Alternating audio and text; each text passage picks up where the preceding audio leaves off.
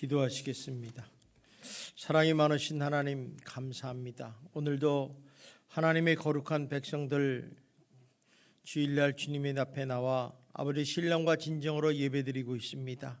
하나님 귀한 말씀을 주심 하나님 감사를 드립니다. 우리가 이 말씀을 지거나 남지 말게 하시고 내 마음판에 새겨 우리가 그리스도인들로서 어떤 인생을 살아야 하는지를 분명히 깨달을 수 있는 지혜를 더하여 주시옵소서. 우리는 언제 어디서나 하나님의 영광을 위해서 하나님의 기쁨이 되기를 원합니다. 하나님 이 시대가 악한 시대오니 하나님 우리에게 분별하게 하여 주시고 거룩한 복된 백성이 되어 하나님의 영광을 가리지 않는 복된 인생이 될 수 있도록 축복하여 주시옵소서. 하나님 오늘도 주께서 말씀하십니다. 마음의 문을 열고 길을 열고 경청하게 하여 주시며 이 말씀을 붙잡고 우리 인생을 사는 거룩한 백성들이 될 수 있도록 인도하여 주시옵소서. 예수님 이름으로 기도드리옵나이다. 아멘. 우리 옆 사람하고 인사합시다. 날마다 좋은 일이 날 것입니다. 한 번 더 인사합시다. 당신은 잘 되는 사람입니다.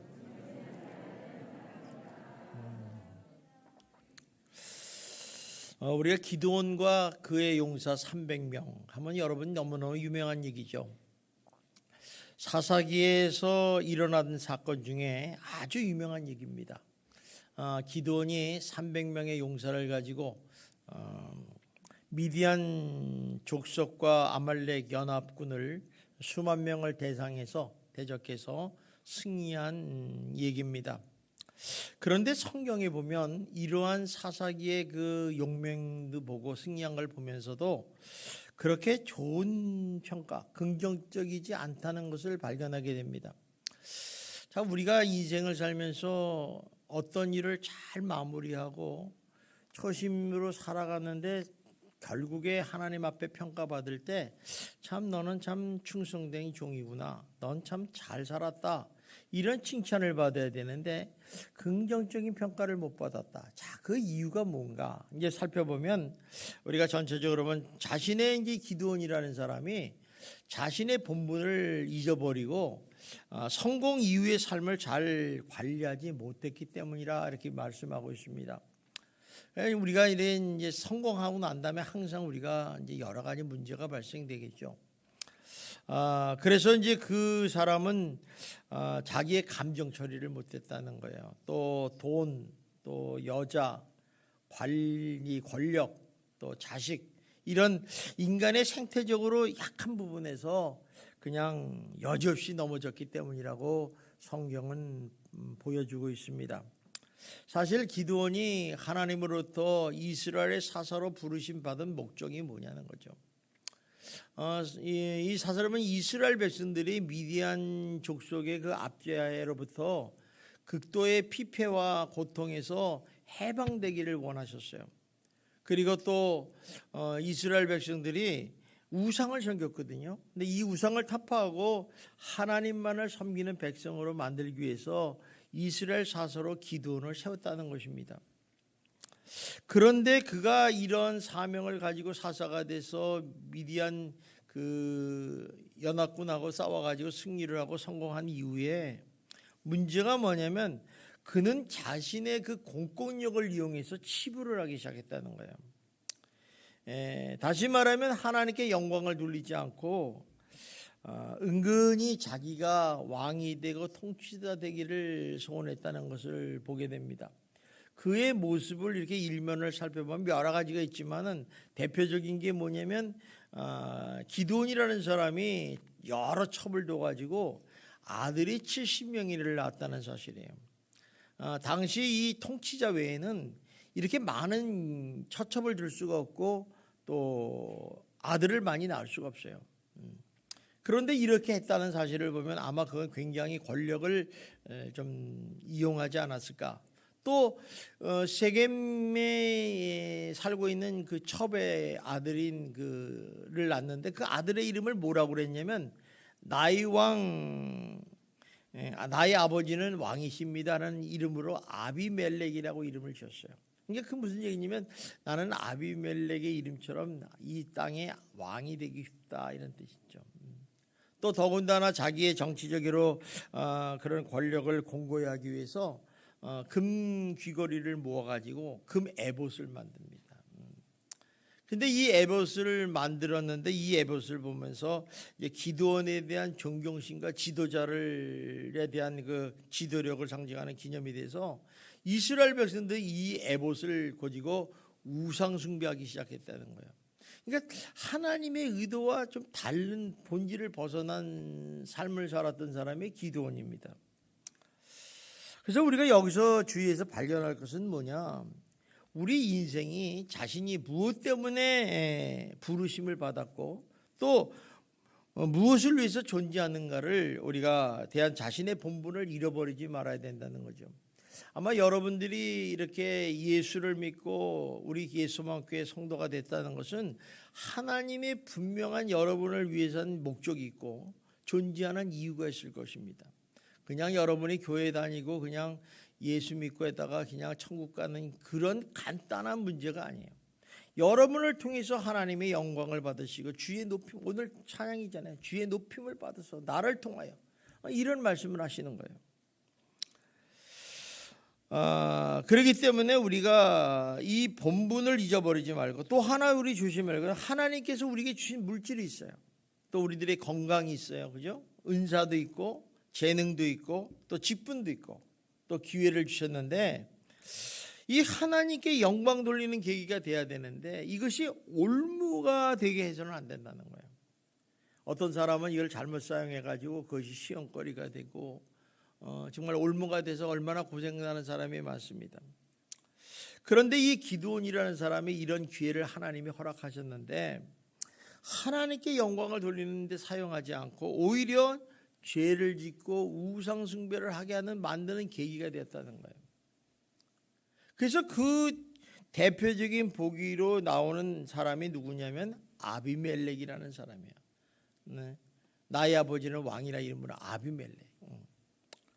참 여러분 중에서 부모로서 자식을 뭐 나쁜 놈으로 범죄자로 키우겠다는 사람은 단 한 사람도 없을 거예요. 아마 그런 사람은 대단히 훌륭한 사람일 거예요. 보통 부모가 예수 믿는 성도라면 이렇게 얘기했죠. 야, 너 예수 잘 믿는 사람이 되라. 또 하나님께 쓰임받는 인생이 되라. 아니면 정직하고 성실하게 살아라. 이렇게 말씀을 할 거예요. 아마 뭐 자녀들한테 너 술, 담배 팍 먹고 그냥 중독돼가지고 살고 마약 중독되고 이렇게라는 얘기를 안 해요. 너만큼은 나같이 살지 말아라. 이렇게 얘기하겠죠. 그런데 안타까운 것은 이렇게 믿음의 자녀들 가운데 가끔 이런 아비멜렉 같은 범죄자가 탄생을 한다는 것입니다. 자, 왜 그럴까? 우리는 마음이 그런 밖에 없잖아요. 참 잘 되고 예수 잘 믿고 하나님의 쓰임받는 사람이 되고 이래야 되는데 왜 자녀가 그렇게 태어나지 못할까? 그거는 자녀들이 부모의 말을 듣고 자라는 게 아니라 부모의 뒷모습을 보고 자라기 때문에 그렇다는 거예요. 야, 우리 부모의 뒷모습이라는 게 뭐냐면 여러분의 행동. 우리 아버지가 우리 어머니가 어떻게 행동하는가. 또 언어들을 봅니다. 말하는 거. 또 여러분들의 삶. 또 습관들을 이렇게 유심히 보고서 그거를 배우기 때문에 그렇다는 것입니다. 그래서 만약에 자녀들의 잘못된 모습을 보면 누구 탓하지 마시고 저게 바로 나의 모습이구나 하고 생각하시길 바랍니다. 우리 많은 사람은 이제 못된 건 다 아버지 닮았다 그러고 잘된 건 엄마니 닮았다 그러고 뭐 이렇게 얘기하잖아요. 그죠? 근데 그건 다 나의 모습을 닮은 겁니다. 그 이유가 뭐냐? 내 자녀에게 나의 진면모를 보여준 거예요. 또 약점을 다 이렇게 그대로 전수를 해준 것입니다. 예를 들면 이런 거죠. 우리가 예수 믿는 사람이라면 늘 감사하고 찬양하는 모습을 보여야 되는데 뭐가 그렇게 불평불만이 많은지 그런 모습을 보여. 집에 와서 투덜투덜하고 뭐 누구 원망하고 뭐 잘못됐다고 이런 모습을 보인다는 거예요. 저거 좋아요. 내 생각이니까. 그러나 그 보이지 않는 데서 혼자 하란 말이에요. 혼자. 애들은 그걸 보는 거예요. 정말 그럴까? 여러분 애들이요 5살만 되면 다 알아요. 무섭습니다.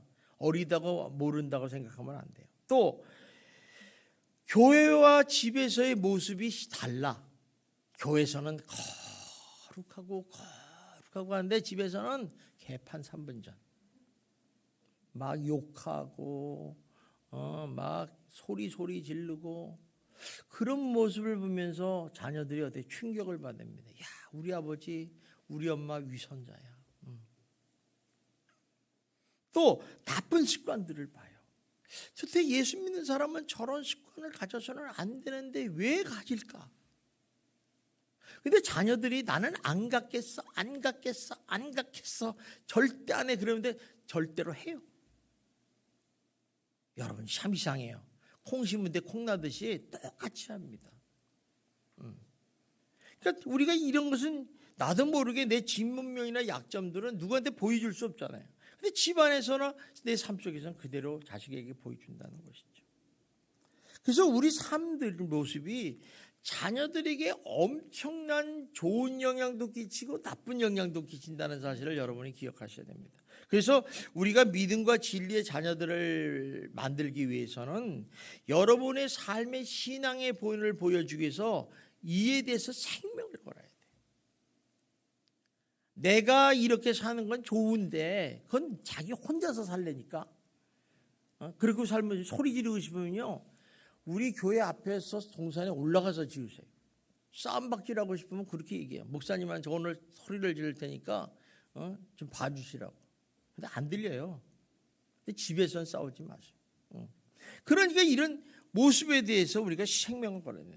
그것이 바로 가문을 살리는 것이고 다음 세대를 믿음의 사도로 만드는 길이라는 것입니다.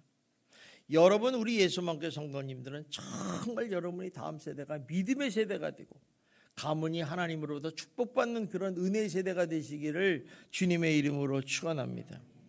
그런데 기드온이 세월이 흘러서 죽었어요. 자, 여러분도 죽고 나도 죽고 다 죽습니다. 기드온도 죽습니다. 그런데 그 후에 문제가 많이 발생을 했어요. 자, 어떤 문제가 있나? 자, 우리 사사기 8장 33절을 봅시다. 시작. 기드온이 이미 죽음에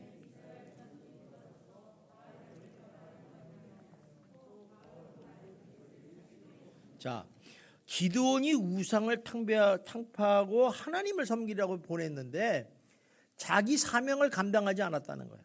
그러니까 이 사람이 죽으니까 그 다음에 어때요? 자손이 돌아서 버렸어요. 그리고 음행하고 발부르시를 자신으로 삼겼다. 우상 숭배를 했다는 거예요. 또 34절을 봅시다. 시작.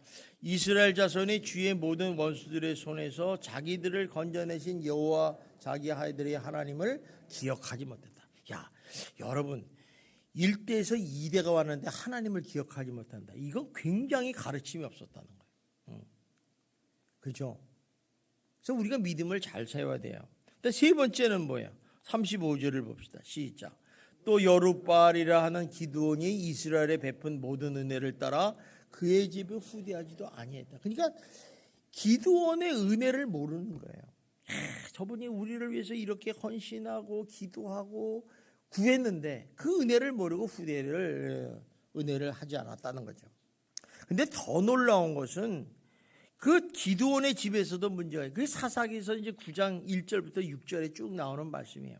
그건 무슨냐면 이 기드온의 아들이 아버지가 죽자 이제 어떤 생각을 했냐면 이런 생각을 한 거예요. 세겜 백성들을 선동해서 반란을 일으킵니다. 그래서 이르기로는 뭐야? 세겜의 기드온의 아들이 이제 처첩이 이제 70명 아니에요. 70명 아들이. 그러니까 이들을 한마당에 딱 잔치를 베풀어 오라고 그래서 다 죽여버려요. 천인국날 일이죠. 그리고 자기를 스스로 이스라엘 통치자라고 이렇게 등장을 하게 됩니다. 자, 그러면 이런 일들이 일어난 1차적인 원인이 뭐냐는 거죠. 바로 기드온에 있다는 거예요. 항상 우리가 그 현실만 보지 말고 왜 이런 원인이 일어났을까? 그럼 자기 자신을 돌아볼 줄 제게 알아야 돼요. 기드온에게 있다는 거죠. 다시 말하면 기드온이 살아생전에는 어떤 말을 했냐면 자신의 입으로 이런 얘기를 했어요. 나와 우리 자식들은 절대로 이스라엘을 다스리지 아니하리라. 근데 사실 그때만 해도 자식이 다스린다고 다스려지는 게 아니죠. 하나님이 왕이시니까. 그런데 그가 자기 주장과는 달리 말세에, 말년에 자기도 모르게 실제로 거의 왕에 가까운 권력과 권세를 누렸다는 거죠. 자, 이처럼 이 기드온이 하나님 말씀에 순종하는 척하고 자기 욕심대로 하는 그 행동을 보고 배운 사람이 아비멜렉. 그래서 아비멜렉이 반란을 일으켜. 아버지도 사사인데 저렇게 살았구나. 하나님께 순종하는 척하면서 배위선적으로 살고 자기 욕심을 다 차렸구나. 이걸 배운 거예요. 자, 그래서 이제 이 70명의 아들이 무슨 살육을 당했을 때 참 그래도 하나님의 은혜로 유일하게 남은 생존자가 뭔데 막내 아들인 요담이라는 사람이에요. 요담. 그래서 이제 이 아비멜렉이 왕으로 등극하고 나서 요담이 이제 세겜으로 찾아와서 이렇게 이제 온 이유가 뭐냐면 자기 형제를 죽이는 일에 가담하고 또 아비멜렉을 왕으로 세우는 데 동참했던 세겜 사람들에게 그 아비멜렉의 부당성과 또 잘못을 설명하는 거예요.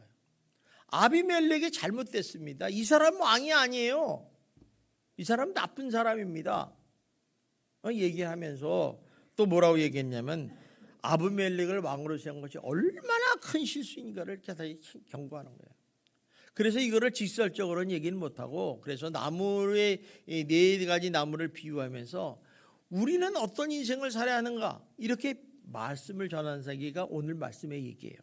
저는 오늘 말씀을 통해서 그렇다면 이 비유를 통해서 우리를 보면서 성도인 우리는 어떤 인생을 살아야 되는가 여러분 좀 생각해보고 지혜를 얻어서 정말 여러분이 멋진 인생 가치 있는 인생을 살아가시기를 주님의 이름으로 축원합니다. 자, 그렇다면 첫 번째 어떤 인생을 살아야 되느냐? 여기 보니까 감람나무 같은 인생을 살아야 된다 이렇게 얘기했어요. 자, 이 말은 뭐냐면 하나님과 사람을 영화롭게 하는 인생을 살라는 거예요. 자, 우리 한번 9절 한번 읽어봅시다. 시작. 감람나무가 그들에게 이르되 내게 있는 나의 기름은 하나님과 사람을 영화롭게 하나니 내가 어찌 그것을 버리고 가서 나무들 위에 우쭐대리요 한지라. 자, 여기 감람나무가 영화롭게 한다 이거는 히브리어로 에카베두라는 뜻인데 그냥 뭐 이런 건 잊어버려요 그냥. 영화롭게 한다는 얘기는 사람을 기쁘게 하고 존귀하게 하며 결국은 뭐예요? 하나님께 영광을 돌린다는 거예요.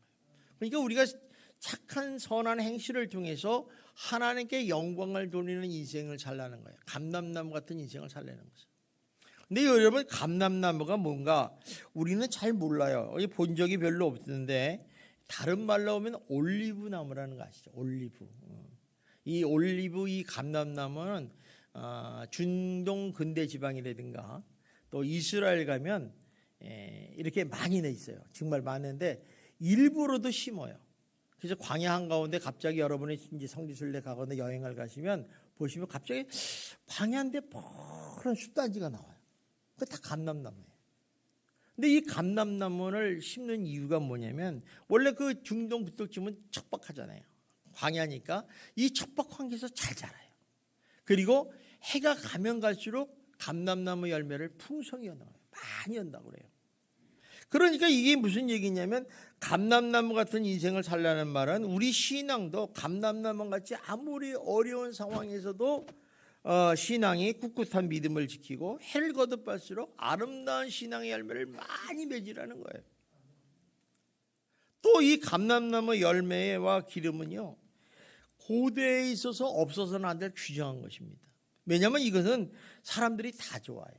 오늘날도 뭐 올리브 기름 되게 좋아하잖아요. 근데 제가 이제 따라가 봤더니 올리브 기름도 천지 차이더라고. 굉장히 비싼 것도 있어요. 근데 뭐 먹어보니까 그게 그건데 저는 잘 모르겠는데 아주 민감한 사람은 올리브 기름을 뭐 굉장히 비싼 걸 사는 사람이 있어요. 어쨌든 간에 이 말은 무슨 얘기냐면 사람들에게 그만큼 올리브 기름이 사랑을 받는다는 얘기죠.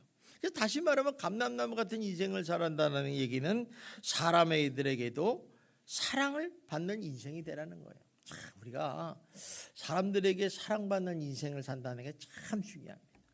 우리 한번 옆 사람한테 인사합시다. 당신을 사랑합니다. 한번 얘기합시다. 여러분 사랑 받으셨어요?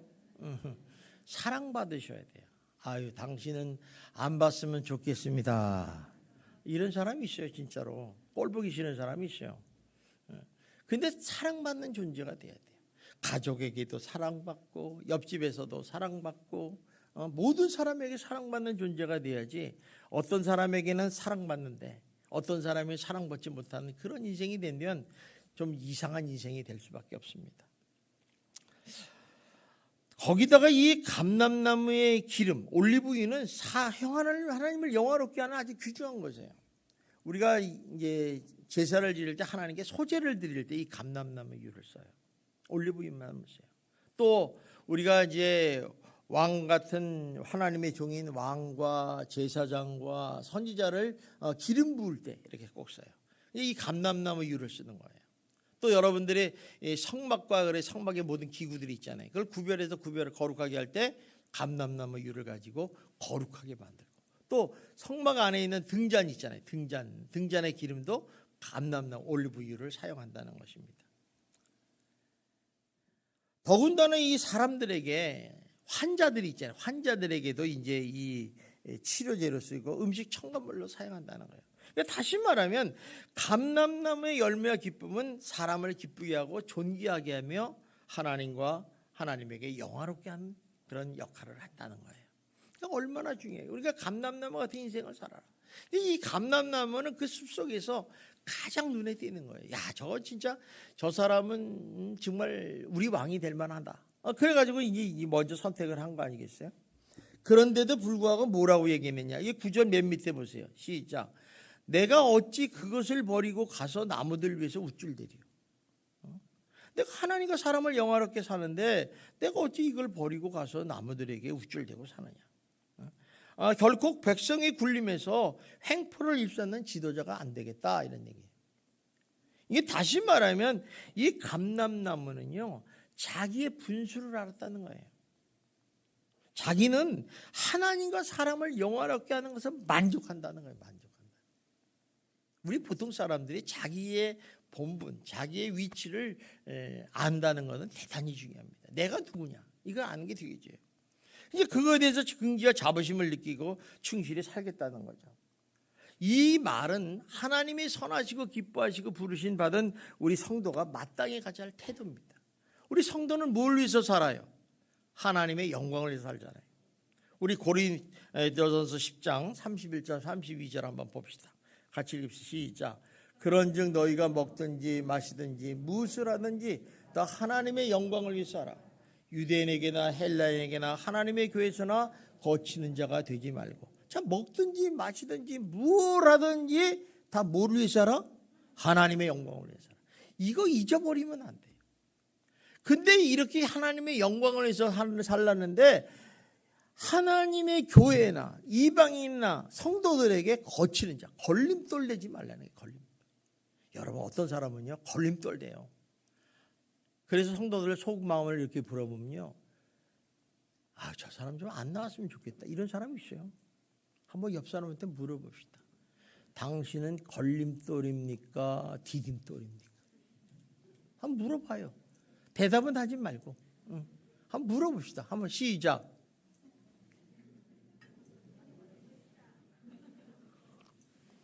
안 물어본 사람은 다 걸림돌들이야. 디딤돌이 되셔야 돼. 디딤돌. 이게 유익한 사람이에요. 그러므로 여러분 삶이 정말 무엇을 하든지 하나님께 영광 돌리는 그런 거룩한 인생이 되시기를 주님의 이름으로 축원합니다. 두 번째 나무는 어떤 나무냐? 무화과 나무예요. 무화과 나무 같은 사람이 되라. 자, 이 무화과 나무는요, 사람에게 유익되고 쓸모 있는 인생이 된다는 거예요. 우리 한번 10절 11절을 같이 한번 읽어봅시다. 시작. 나무들이 또 무화과 나무에게 이르되 너는 와서 우리의 부위의 왕이 되라 하며 무화과 나무가 그들에게 이르되 나의 단 것과 나의 아름다운 열매를 내가 어찌 버리고 가서 나무들 위에 우쭐대리요 한지라. 자, 그러면 우리 무화과 나무는 어떤 나무냐? 그 존재가요, 에덴 동성애부터 유래된 오래된 나무들이에요. 근데 이거는 참요, 이 팔레스타인 중동 군대층에 널리 퍼져 있는 나무입니다. 아마 우리나라도 있죠. 근데 그 나무의 잎이 넓고 무성해서 이 더운 지방에 있는 사람들에게는 그늘이 될 수 있다는 거예요. 우리는 그까지 그런 나무들이 무슨 그늘이 되겠어. 근데 거기는 광야잖아요. 광야. 이래 햇빛이 쨍쨍이 사막과 같은 광야에서 나무 한 그루만 있어도 얼마나 그늘이 있다. 근데 나무는 넓은 잎이 있단 말이에요. 그게 얼마나 좋겠어요. 근데 더군다나 식용을 먹을 것을 제공해요. 먹을 거 열매가. 그래서 나그네들이 길을 가다가도 그 나무를 보고 열매가 맺으면 따먹어요. 근데 이 열매가 번 1년 뭐 사시사철 열매인다고 생각을 하면 돼요. 오랫동안. 그러니까 다시 말하면 이 무화과 나무는 참 많은 사람에게 도움을 주고 있어요. 더군다나 이제 그때는 설탕이 없던 시대이기 때문에 이 무화과 나무는 단맛을 내지 않습니까? 이 단맛을 내니까 이제 조미료로도 쓰는 거예요. 단맛을 내려면 무화과 나무 즙을 짜가지고 하는 거죠. 그러니까 무화과 나무는 가장 보편적이면서도 많은 사람들에게 필요한 것을 제공하는 역할을 한다는 거죠. 다시 말하면 사람들에게 유익하고 쓸모있는 그런 인생을 말하는 거예요. 우리가 사람들에게 유익하고 쓸모있는 인생이라는 건 되게 중요합니다. 여러분, 어떤 사람은요 쓸모없는 인생이 있어요. 뭐 사람들은 다 태어나는 하나님의 은혜 가운데 산다고 해서 언젠가 쓰겠지, 모퉁이들도 쓰겠지 그러지만은 사실은 진짜 유익하고 저 사람은 꼭 필요한 사람이야. 저 사람은 진짜 있어야 돼. 이런 사람이 있어요. 한번 옆 사람한테 다시 한번 또 물어볼까요? 당신은 쓸모있는 인생입니까? 한번 물어보세요. 그럼 속으로 그럴 거예요. 난 아니요. 어떤 사람 얘기해. 유익하고 쓸모있는 인생이 돼야 되는 거죠.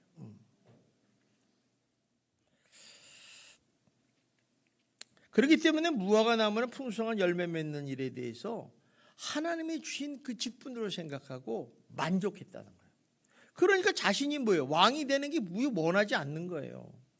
내가 왕이 돼서 뭐가 필요 있냐? 나는 무화과 나무로서 충분한 역할을 감당하고 있다. 그러니까 다시 말하면 무화과 같은 나무의 인생을 살라는 얘기는 뭐예요? 모든 사람들에게 가장 쓸모있는 인생, 유익을 주는 인생을 살라는 말입니다. 그러면 여러 우리 예수만교 성도님들은 한 사람도 빠짐없이 정말 유익되고 쓸모있는 인생을 살아가시기를 주님의 이름으로 축원합니다. 자, 세 번째는 포도나무 같은 사람이 되라는 거예요. 우리 한번 12절 13절 한번 읽어봅시다. 시작. 나무들이 또 포도나무에 이르되 와서 우리 위에 왕이 되라 하매 포도나무가 그들에게 이르되 하나님과 사람을 기쁘게 하는 내 포도주를 내가 어찌 버리고 가서 나무들 위에 우쭐대려 한지라. 자, 우리 포도나무 보면 외형상이라 용모나 참 별 볼 일 없죠, 그죠? 뭐 포도나무가 어떻게 생긴지 모르는 사람도 있어요. 안 길러본 사람은 모르죠. 근데 진짜 볼품 없어요. 근데 그 포도나무는 이제 써봤자 이제 가을에 이렇게 걷어가지고 땔감이 나서 땔감도 안 되죠. 그냥 불쏘시개 정도밖에 안 되지 않습니까? 그런데 그 열매는 달라요.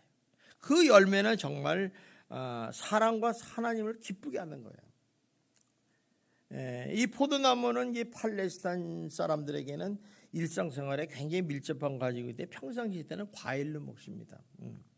여러분들이 이 특별히 팔레스타인 지역을 가면요 꼭 다른 과일을 먹지 말아도 이 포도를 먹어보셔야 돼요. 포도 참 기가 막히게 맛있습니다. 일사량도 많고 또 그런 척박한 곳에 자랐는지 모르지만 굉장히 달고 맛있습니다. 아주 포도의 향기가 싹 납니다.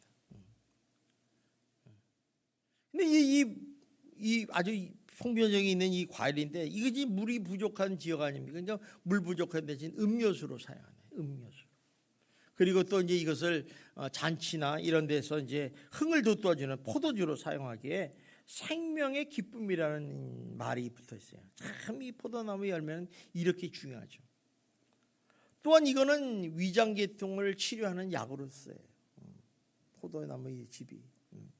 그리고 상처 부위를 소독하기도 하고 또 하나님께 번제와 예물을 드릴 때도 사용하기 때문에 하나님을 기쁘시게 한다는 것이죠.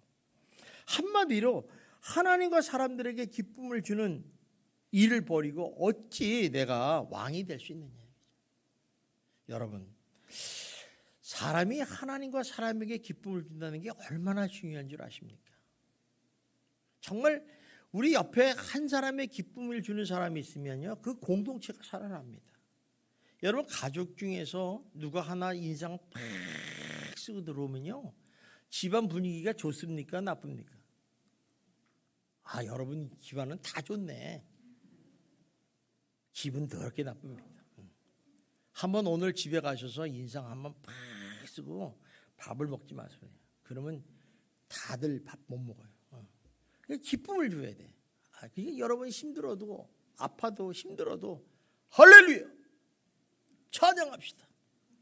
그래서 찬양하면 해요. 뭐 노래를 못 해더라도 막 멱다진 소리 하면 사람들이 그것 때문에 또 웃지 않습니까? 그죠? 이 기쁨을 준다는 게 이렇게 줘요. 여러분들도 이런 기쁨을 주는 성도가 되셔서 여러분의 교회의 공동체, 또 여러분의 가정의 공동체, 또 여러분의 이웃의 공동체에 정말 여러분들이 없어서는 안 될 소금 같은 존재가 되시기를 주님의 이름으로 축원합니다. 자, 우리 마지막에 이제 네 번째 나무가 가시나무예요. 가시나무. 근데 이 가시나무 같은 인생은 되지 말라는 거예요. 이 가시나무 인생은 어떤 인생이냐면 자기의 본분을 모르는 교만한 인생이에요. 이 교만하다는 뜻은요, 자기가 누군지를 몰라요. 여러분, 하나님이 교만한 인생이 되지 말는 걸 제일 싫어하신다고 그러죠. 죄 중에 가장 큰 죄는 교만이에요. 왜 그런 줄 알아요? 성경에 보면, 시편에 보면 뭐라고 그랬냐면 인간을 띠클 같은 아주 미약한 존재라고 봐요, 하나님. 그런데 그런 존재가 하나님에게 대적을 해. 잘났다고. 그게 교만한 거예요. 그건 무슨 얘기냐면 자기 위치, 자기 본분도 모르는 채 까분다는 거예요. 그러니까 교만은 패망의 선봉이라고 얘기하는 거예요. 근데 가시나무를 여러분 보면 외형성으로는 뭐 열매도 안 나죠. 또 외형성으로도 별 일 없죠. 가시만 두두둑 있죠. 용도는 뭐 기껏해서 불쏘시개 쓰면 쓰는 거고 아니면 아니지 않습니까? 그러니까 이런 나무를 왕으로 삼으려는 그 자체가 문제가 있는 거예요. 그들에게 고통 주고 멸망으로 달려가는 거죠. 이게 가시나무는 그런데도 불구하고 자신의 그 주체를 모르는 채 흔쾌히 받아들입니다. 그리고 하는 얘기가 뭐라고 그러냐면 나 자신의 그늘로 피하라 그래요. 나의 지배를 받아라. 만약 너희 지배 안 받으면 내가 불을 살라서 레바논의 향목을 다 죽여버리겠다. 얼마나 거만한 일입니까? 기가 막힌 일이 아니겠습니까? 교만한 사람들은 진짜 기가 막힙니다. 정말 기가 막힙니다. 자, 그렇다면 우리가 요담이 왜 이렇게 네 가지 나무의 비유를 통해서 우리에게 하고 싶은 말이 뭐냐? 하고 싶은 말이 그것은 이 감람나무, 무화과나무, 포도나무는 왕이 되려 아는 것은 왜 안내됐어요? 자기의 분수를 알았다는 거예요. 이게 각자 하나님이 받은 소명이 무엇인가를 알고 살았기 때문에 이런 말을 할 수 있어요. 그런데 가시나무는 자기의 존재를 몰랐다는 거예요. 잘난 줄만 알아. 그러다 보니까 어때요? 이 가시나무는 자기가 무엇 때문에 존재하는지, 왜 이 세상을 사는지를 모르니까 어때요? 막 산 거예요, 막상. 자기 잘난 맛에 살잖아요. 여러분, 요새 사람들 보면요, 자기 잘난 맛에 삽니다. 얼마나 잘난지 몰라요. 그러면 누가 잘난 거 뭐 누가 뭐라 합니까? 그런데 그 사람들은 뭐라고 하냐면 나는 이렇게 잘났는데 넌 못났다고 생각을 해요. 이게 문제예요. 이게. 자기만 잘났어요. 나도 잘났는데. 한번 옆 사람한테 너만 잘났느냐? 나도 잘났다. 얘기합니다. 진짜 중요한 얘기예요. 너만 잘났냐? 나도 잘났어. 정말 그렇지 않으면? 얼마나 이 잘난 척하는지 몰라요. 그러니까 이게 무슨 얘기냐면 자기 본분을 망각한 채 자기가 이제 쓰는 뗄빵값하게 안 된다 그러면 자기 본분을 알잖아요. 그러면 어떻게 말하겠어요? 분명히 이렇게 얘기하죠. 아닙니다. 저는 마지막에 불을 태워서 다른 사람을 따뜻하게 해주고 답방을 떼어주는 역할을 할 겁니다. 저는 이걸로 만족합니다. 이렇게 할 텐데 나의 그늘에 피하라. 안 들으면 너희들 다 태워 죽여버리겠다. 이게 말이 되느냐.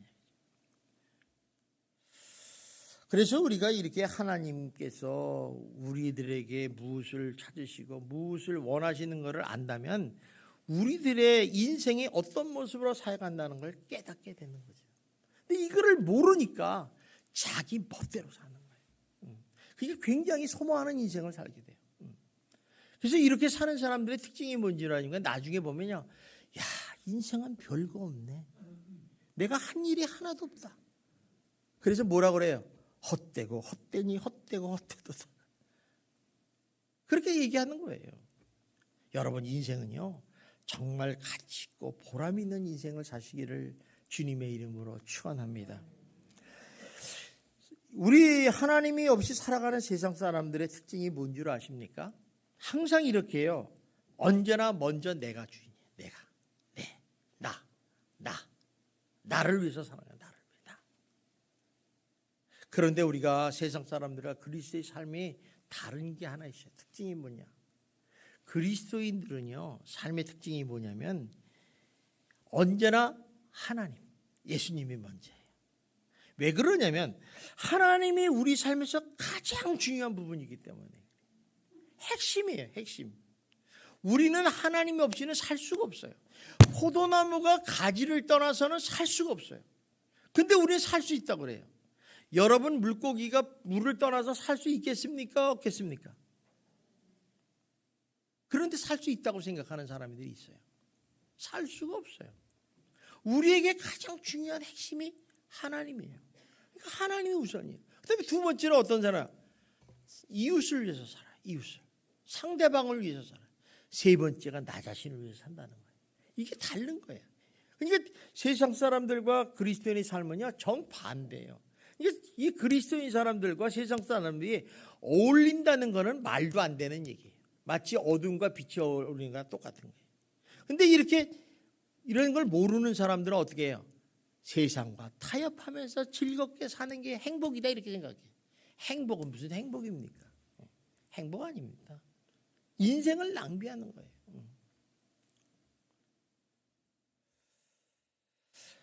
그런데 안타까운 것은 오늘날 대부분 사람들이 일평생을 살면서 나밖에 모르고 산다는 거예요. 그러다 보니까 어떻습니까? 그냥 이기심이란 감옥에 갇혀서 평생 자기만을 위해서, 자기 삶을 위해서, 내 목표를 위해서, 내 가족만을 위해서 살다 보니까 참 아무것도 아닌 걸 알게 돼요. 그래도 세상을 다 죽게 해요. 혹시 여러분은 아직도 하나님의 우선이 아닌 자기 중심적인 살고 사는지 한번 생각해 보시기 바랍니다. 여러분, 하루를 살아도요, 주를 기쁘시게 하는 인생을 사시기를 주님의 이름으로 축원합니다. 정말 그렇게 사세요. 얼마나 남았겠어요? 뭐 40세 이전까지는 아직도 세월이 많이 남았으니까 괜찮은데 50이 넘어가 60이 넘어가신 분들은 정신 차려야 돼요. 왜냐하면 죽을 날이 가까웠잖아요. 앞으로 길어야 한 40년 더 살까요? 금방 갑니다. 10년 금방 가요. 벌써 올해 2023년도 지났는데 몇 월이에요 지금? 2달 지났어요. 한 것도 없이 2달 지났다니까. 조금 있으면요, 해피데이 한번 끝나면 12월이요.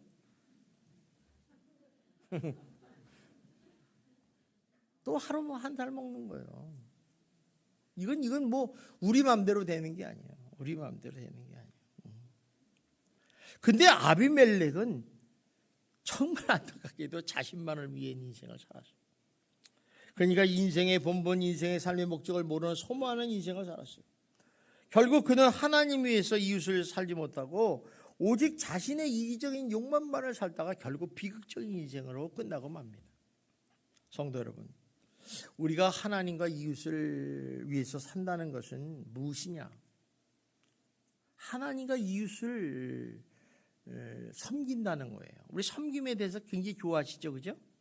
섬긴다는 게 뭐예요? 어떻게 섬기겠어요? 우리는 많이 아는데 섬길 줄을 몰라. 왜? 섬긴다는 얘기는 쉽게 얘기하면 이런 거예요.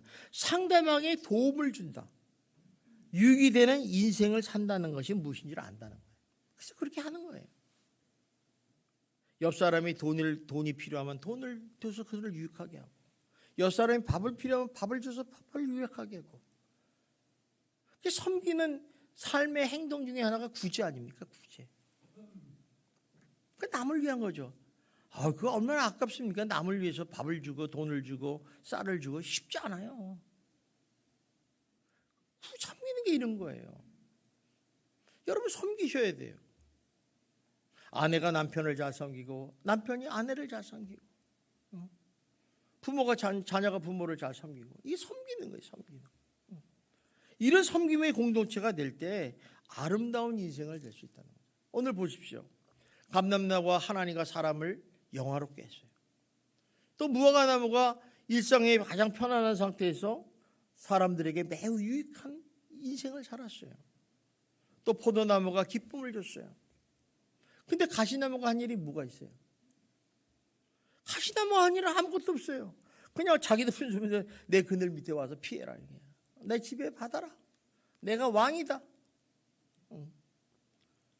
그러니까 이웃에 대해서 전혀 배려가 없고 그냥 그 결과가 어떻게 해요? 비극자초하는 거예요. 여러분, 예수님은요 이 세상에 와서 섬기는 삶을 사셨어요.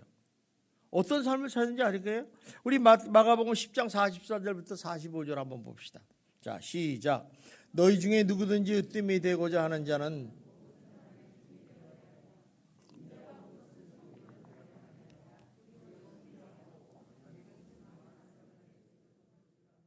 자, 여기 보니까 누구든지 으뜸이 되고자 하는 자는 모든 사람의 종이 되어야 돼. 이 종이 된다는 게 무슨 얘기예요? 으뜸이 되는 사람은 남을 섬겨야 된다는 얘기예요. 무슨 얘기냐면 남에게 도움을 주고 유익을 주고 기쁨을 주는 존재가 돼야 된다는 거예요. 그렇지 못하고 군림하면 문제가 생긴다는 거예요. 무슨 얘기인지 아시죠? 이거 뭐 얘기 안 해도 돼. 그러니까 여러분 특별히 밑에 있는 사람이 편하다니까 자꾸 올라가려고 그러지 마세요. 평신도가 왕이에요. 집사가 되면요, 집사가 뭐예요? 섬기라고 있는 거예요, 직분이. 유익을 주고, 유익을 주고, 기쁨을 주고, 도와주는 거죠. 근데 예수님이 오셔서 한 일이 뭐냐? 섬김을 받으려 한 게 아니라 도리어 섬기려 하고 자기 목숨을 많은 사람에게 대성물로 주려. 예수님이 오신 얘기는 남을 도와주고 유익을 주고 기쁨을 주기 위해서 예수 그리스도께서 십자가에 못 박혀 도사가 가셨다는 거예요. 그게 섬김의 핵심이에요. 여러분, 남을 위해서, 남을 기쁨을 위해서, 남을 도와주기 위해서 자기 생명을 바쳐서 대성물로 주셨다는 것만큼 섬길 게 뭐가 있겠어요? 최고의 섬김을 보여주는 거예요. 너희들 이렇게 하라는 거예요. 이렇게. 우리는 섬긴다 그러면요, 남이 발바닥 닦아주면 섬기는 줄 알아요. 여러분 발바닥 한번 닦아봤어요. 얼마나 간지러운 줄 알아요? 그냥 괜히 기분에 그렇게 하는 거지 섬기는 게 그게 아니에요. 우리가 정말 교회 공동체 왔을 때 종이가 있으면 종이를 주는 거. 이거 섬기는 거예요. 청소한다, 남에게 대접한다, 차 한잔 타준다, 이거 다 섬기는 거예요. 앉아 계십시오. 제가 하겠습니다.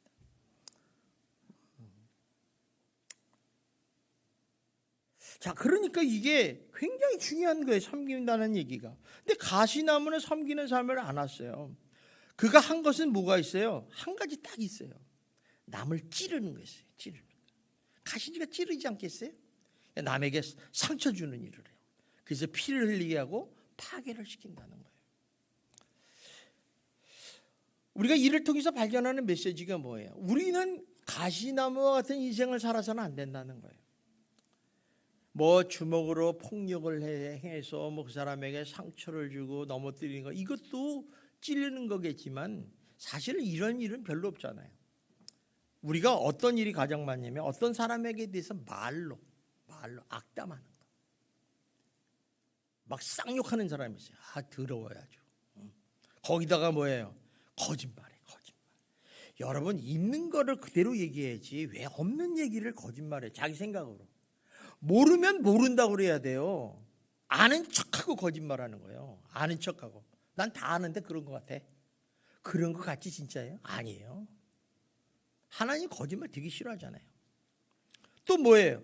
자기 마음에 안 든다고 상대방을 도마 위에 딱 올려놓고 칼질을 해. 비판해. 저 사람 보니까 코가 삐뚤어졌어. 갑자기 어느 날 보니까 코가 세워졌어. 세워지든 삐뚤어지든 무슨 상관이요? 내 멋에 사는데. 그 다음에 정죄를 해요. 정죄. 그렇게 하면 안 된다고. 자기는 그렇게 살아요? 안 살잖아요. 그러니까 우리 인생이 이런 거예요. 거기다가 또 뭐 거짓 남을 매도하고 그냥 헛되는 이런 가시를 찌르는 행위를 한다는 거예요. 그러니까 상대방이 얼마나 그 고통이 아프겠어요. 여러분, 우리는 찌르는 건 좋지만 상처를 받는 사람은요, 상처가 남아요, 안 남아요? 남지. 요새 학폭 사건 막 대두되잖아요. 뭐 센 놈이 주먹으로 때릴 수도 있지 뭐. 야 자식아. 만만한 사람만 때려요. 그런데 그 사람한테 맞을 때마다 몫을 하나 받는 거지. 그러니까 자기는 어렸을 때 뭐 이런 잘못한 실수를 했다 그러지만 상대방은 어때요? 못이 여기 10개나 박혔는데 못 잊는 거예요. 트라우마가 생기는 거예요. 가시나무가 그런 역할을 했다는 거예요. 역할을 했다. 여러분 삶은 어떻습니까? 혹시 내가 이 4가지 나무 중에 어떤 나무에 속하고 계십니까? 한번 생각해 보세요. 나는 이 4가지 나무에다 하나도 속하지 않네. 그러면 여러분 진짜 회개하시고 정말 하나님이 원하시는 나무에 속하시기를 주님의 이름으로 축원합니다. 그래서 결단코 여러분이 가시나무 같은 인생이 되지 마십시오. 성도의 우리의 인생의 모습은 뭐냐? 오직 하나님의 영광을 위해서 살아야 돼요.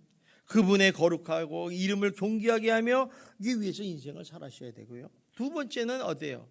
우리에게 정말 유익을 주는 인생을 사셔야 되고, 또 세 번째는 기쁨을 주는 인생을 사셔야 돼요. 이런 인생을 사실 때 여러분들이 하나님께 정말 영광을 돌리는 거예요.